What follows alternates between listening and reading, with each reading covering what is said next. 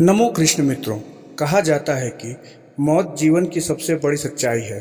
इस नश्वर संसार में जिसका भी जन्म हुआ है उसकी मृत्यु भी होनी निश्चित है। इसे कोई टाल नहीं सकता।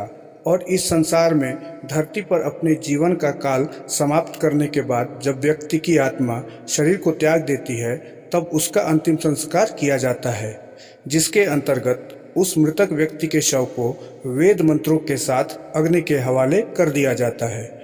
गरुड़ पुराण के अनुसार अग्नि में जलाने के उपरांत मानव शरीर जिन 5 तत्वों से बना होता है वह उन्हीं 5 तत्वों में जाकर वापस मिल जाता है। लेकिन भगवान श्री कृष्ण ने गीता में कहा है कि आत्मा अमर है, इसका कोई कुछ बिगाड़ नहीं सकता, चाहे वह अग्नि ही क्यों ना हो। इसलिए आत्मा का अस्तित्व शरीर के जल जाने के बाद भी मौजूद होता है। पुराणों के अनुसार वह जीवात्मा मृत्यु से लेकर अंतिम संस्कार तक सारे कर्मों को खुद अपनी आंखों से देखती है। गरुड़ पुराण के अनुसार कुछ व्यक्तियों की आत्मा शरीर का त्याग करने के बाद इस धरती से अपने पिछले कर्मों का फल भोगने चली जाती हैं, लेकिन सब लोगों के साथ ऐसा नहीं हो पाता। कुछ व्यक्तियों की आत्मा इसी धरती पर भटकती रहती है।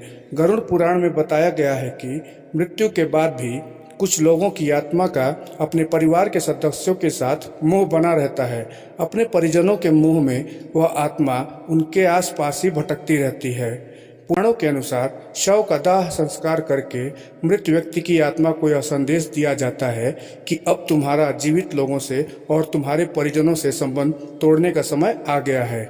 मोह के बंधन से मुक्त होकर मुक्ति के लिए आगे बढ़ो। अंतिम संस्कार करने के बाद घर लौटते समय वापस पीछे मुड़कर देखने पर आत्मा का अपने परिवार के प्रति मोह खत्म नहीं हो पाता। दूसरी ओर पीछे मुड़कर देखने का मतलब यह भी होता है कि मृत व्यक्ति के प्रति आप में भी मोह बना हुआ है। इसलिए मोह से मुक्ति के लिए दाह संस्कार के बाद लौटते समय पीछे मुड़कर नहीं देखना चाहिए। मृतक के अंतिम संस्कार के बाद लौटते समय पीछे मुड़कर नहीं देखने के पीछे एक मान्यता यह भी है कि मृतक की आत्मा अपने परिजनों के साथ साथ पीछे पीछे वापस आना चाहती है।